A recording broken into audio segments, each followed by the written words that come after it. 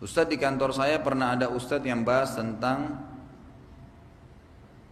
tasawuf dan dia tidak setuju kalau ada yang mengatakan tasawuf itu sesat. Pertanyaannya, apakah tasawuf itu dan benarkah ajaran tasawuf? Ya, orang memang yang masuk dalam aliran ini pasti menganggap itu benar, gitu kan? Otomatis. Dan ini sebenarnya sudah sering saya ulangi ya. Mudah-mudahan teman-teman yang sudah biasa dengar tidak jenuh kalau saya ulangi lagi penjelasannya. Kata-kata tasawuf itu diambil dari kata-kata suf. Suf itu artinya kain kasar. Awal mula munculnya ini di tahun 110 Hijriah di zaman Hasan Basri rahimahullah. Jadi beliau adalah ulama tabi'in yang terkenal juga sebagai anak susu Nabi SAW karena beliau pernah tinggal serumah dengan Ummu Salamah, istri Nabi SAW, gitu kan.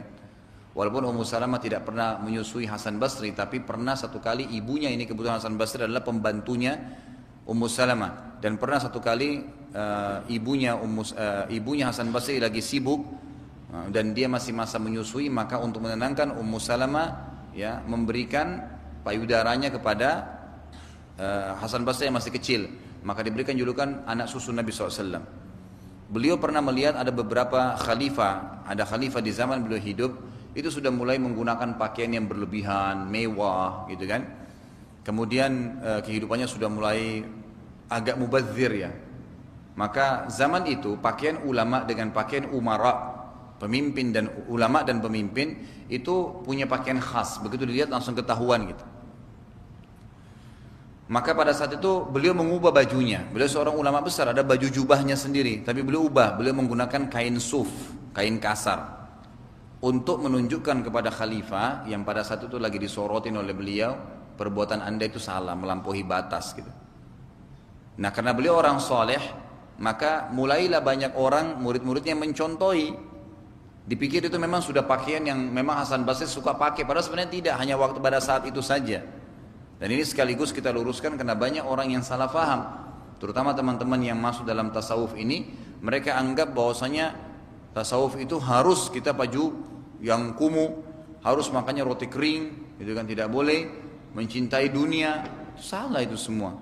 Boleh saja orang normal mencintai dunia. Bukankah bagian daripada dunia adalah udara yang kita hirup, rumah yang kita tinggali, pakai kendaraan yang kita tunggangi? Semua itu biasa-biasa saja. Bahkan Nabi SAW memberikan nama untanya beliau, gitu kan? Dikasih nama untanya. Ya, kemudian beliau memberikan nama kudanya, dan beliau gemar untuk menunggangi kendaraannya itu. Beliau merasa senang dengan itu wajar kan gitu, tidak ada masalah. Tapi ini salah faham, karena tadi perilaku Hasan Basri dianggap beliau pakai baju suf itu dari itu sampai beliau meninggal. Padahal tidak, pada saat itu saja. Kemudian sambil menasihati khalifah beliau kembali lagi.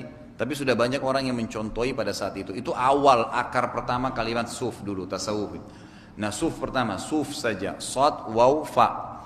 Kemudian mulailah orang-orang yang belajar dari Hasan Basri ini bentuk pengajian-pengajian dan mereka pakai baju-baju itu, gitu kan.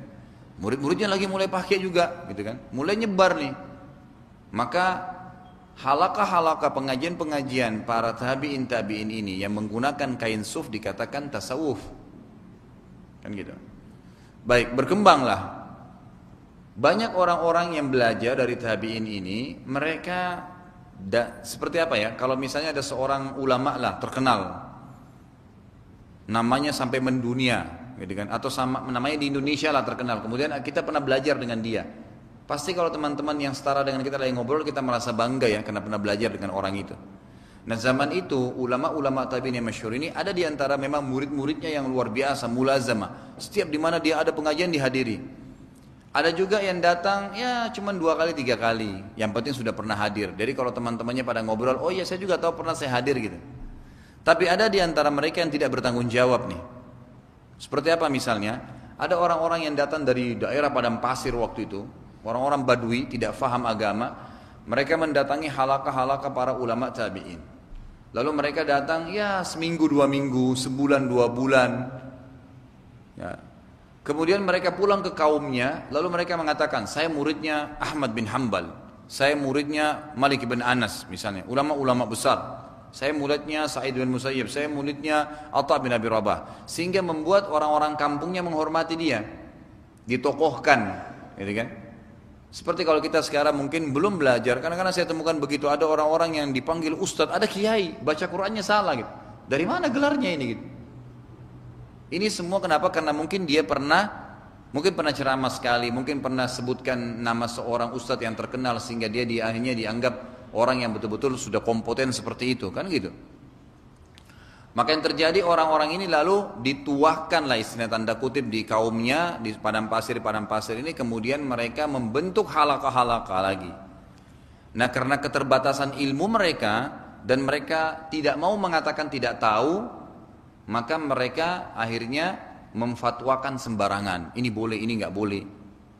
Dan orang-orang inilah yang terkenal memiliki tariqah-tariqah. Kalau bahasa Indonesia tarekat. Apa itu tarekat? Diambil dari kata-kata tariqah, jalan-jalan, jalur-jalur. Artinya tariqah itu maksudnya adalah, atau tarekat itu jalur jalan untuk beribadah kepada Allah. Tapi sesuai dengan versi mereka masing-masing ini. Maka ada tarekat ini, ada tarekat itu, ada tarekat ini, macam-macam tarekat-tarekat. Nah, ini semua asalnya muncul dari orang-orang yang tadi. Makanya kita temukan teman-teman kita yang belajar tarekat itu, mereka asas-asasnya itu membedakan antara syariat dengan ma'rifat. Padahal syariat itu adalah di dalamnya masuk ma'rifat kepada Allah Subhanahu wa taala. Ini enggak. Bahkan ada bahasa yang jelas itu di kalangan orang-orang tarekat yang sudah merasa dirinya sudah level tinggi, mereka menganggap kalau orang awam memang belajar syariat. Tapi kalau orang yang masuk jadi sufi, maka dia cukup mempelajari atau ma'rifat sampai akhirnya pada tingkat hubungannya dengan Allah itu dia berhubungan dengan cara dia. Misal dia sholat 1000 rakaat, misal dia berzikir dengan zikir tertentu. Dan untuk ya membuat tarekat-tarekat ini supaya bisa lebih terprogram, dibuatkanlah istilah namanya maqamat. Apa itu maqamat? Maqam-maqam. Misalnya tarekat A punya maqam-maqam. Kita kalau masuk ke tarekat ini nanti ada maqam 1 kita apa istighfar 1000 kali, maqam 2 kita sholat sekian banyak, maqam 3 maqam sampai maqam tertinggi nanti itu sudah dianggap wali. Dan umumnya kalau sudah sampai pada tingkat wali itu luar biasa, bisa terhapus syariat dari dia, nggak butuh syariat, dia berhubungan dengan Allah langsung. Dan ini cukup banyak dulu saya berikan contoh-contoh ya.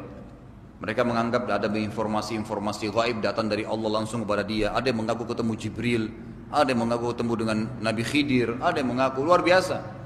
Yang tidak masuk di akal, dan ini semua saya pastikan ya, mudah-mudahan Allah berikan hidayah kita semua dan menjaga kita, itu semua permainan jin. Makanya kalau kita lihat kisah para tabi'in, para ulama salaf kita dulu, ada di antara mereka yang lagi sholat, gitu kan. Kemudian di malam hari, kemudian tiba-tiba dia lihat di hadapannya ada cahaya putih terang. Sementara selesai sholat dia lagi berzikir nunggu subuh gitu. Gelap malam hari. Lalu ada suara terdengar dari cahaya itu mengatakan, namanya kebetulan dia Abdullah. Wahai Abdullah, saya sudah mengetahui ketulusanmu beribadah kepadaku, maka mulai hari ini ya saya sudah mengangkat darimu kewajiban sholat. Artinya bukan wajib lagi. Maka si Abdullah ini mengatakan dalam kisah dalam riwayatnya, maka saya langsung mengatakan a'udzu billahi minasyaitonir rajim, kamu pasti setan dan bukan suara dari Allah ataupun malaikat. Tiba-tiba hilang cahaya itu. Ditanya oleh teman-temannya waktu dia ceritakan kisahnya, kenapa kau bisa pastikan itu setan? Dia bilang enggak mungkin, Allah mensyariatkan sholat, Nabi Muhammad SAW sampai meninggal tetap syariat sholat tidak pernah dihapus. Kenapa bisa tiba-tiba suara itu mengatakan diangkat kewajiban dari kamu? Bentrok dengan hukum Allah gitu kan. Berarti dari setan, dan memang betul. Begitu mereka kadang-kadang mengelabui. Makanya saya pernah ketemu dengan salah satu tokohnya waktu itu di kota Makassar itu. Ngobrol, dia biasa konsultasi dengan saya, tanya-tanya masalah agama gitu. Saya juga tadinya tidak tahu kalau dia salah satu tokohnya gitu kan. Tapi saya tahu dia masuk di dalam salah satu tarekat tertentu, saya nggak usah sebutin. Lalu dia ngobrol-ngobrol sama saya. Dia selalu bilang di tempat ini sering datang berita gaib nih. Saya kalau salat 2 rakaat saya langsung dapat ilham. Wah ini luar biasa yang dapat ilham gitu kan.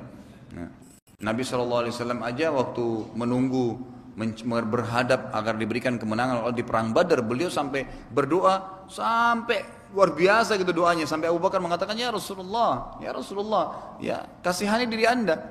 Kata Nabi SAW, tidak Abu Bakar, sampai Allah memastikan aku mendapatkan apa yang aku inginkan. Terus beliau berdoa alaihissalam. Terus ini orang cuma berdoa sekali atau salat 1 kali langsung kemudian dapat petunjuk macam-macam dari Allah gitu. Ada yang mengaku ketemu Jibril, dia ngobrol sama saya 1 hari lalu, dia bilang, kalau saya sih masih begitu levelnya. Ada teman saya lebih hebat Ustaz. Oh bagaimana itu? Langsung dia bilang, waktu saya lagi duduk sama-sama, langsung dia bilang, shh diam, itu Jibril lagi senyum dengan saya. Nah, itu kisah nyata, ini dia cerita sama saya sendiri gitu. Saya sampai kaget, ketemu Jibril alaihissalam. Yang ketemu Jibril itu hanya nabi-nabi gitu kan. Dan orang yang Allah pilih, ini luar biasa. Di kota Makassar Jibril sempat datang ini. Ini perlu dikasih predikat gitu kan, kota Makassar ini. Nah, kebetulan karena saya dari sana gitu. Nah, ini yang terjadi, ini dari mana semuanya? Maka saya memang sarankan untuk tidak dipelajari. Sekarang dikembangkan tuh. Sampai masuk ke pasar sarjana. Sampai ada kurikulumnya. Dan diangkat-angkat semua itu. Saya waktu ngambil S2 itu sampai dosen saya, mohon maaf saya bahasakan ini. Dosen saya kebetulan doktor. Dia sampai sulit untuk ngomong di kelas itu gara-gara saya berikan wacana gitu.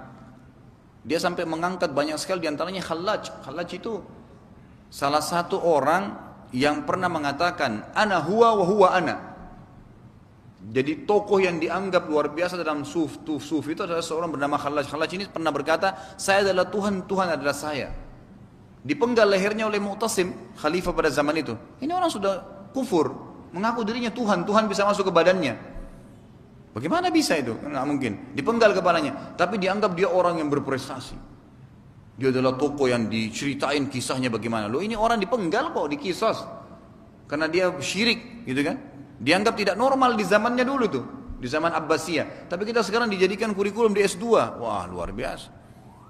Mau juga di Indonesia muncul halaj-halaj yang lain ya, kita siapin pedang kalau begitu. Bahaya sekali itu ngaku Tuhan. Kurang lebih seperti itu. Kalau saran saya jangan dipelajari. Tidak perlu kok. Jangankan Anda pelajari ilmunya sekarang yang lagi dikembangkan. Sedangkan di pengajian saya, mohon maaf saya bahasakan ini, ada penara yang hadir, Ustaz, saya boleh nggak hadir di pengajian Ustaz, lalu saya hadir lagi di pengajian-pengajian lain, ada tarekat apa, ada pengajian Syiah, ada pengajian ini. Saya bilang jangan, nggak bisa. Anda akan hidup dalam keadaan bingung nanti. Kan gitu. Nanti di sini hadir, oh paham ini, sunnah. Nanti pindah lagi di sini, oh ternyata boleh toleransi ya. Oh ternyata di sini boleh caci maki sahabat ya. Wah ini kacau balau semuanya. Emang nggak boleh, jangan berikan peluang karena pasti ada pengaruhnya. Manusia ini mudah sekali terpengaruh ya. Coba Anda lagi jalan sama teman terus teman Anda bilang begini, aduh saya mau kencing nih. Terpengaruh tuh, kita bisa juga mau kencing kita. Sudah umum, apa yang kita dengar biasa berpengaruh, apa yang kita lihat berpengaruh. Jadi bahaya. Makanya jauhi semua yang bisa merusak akidah kita gitu.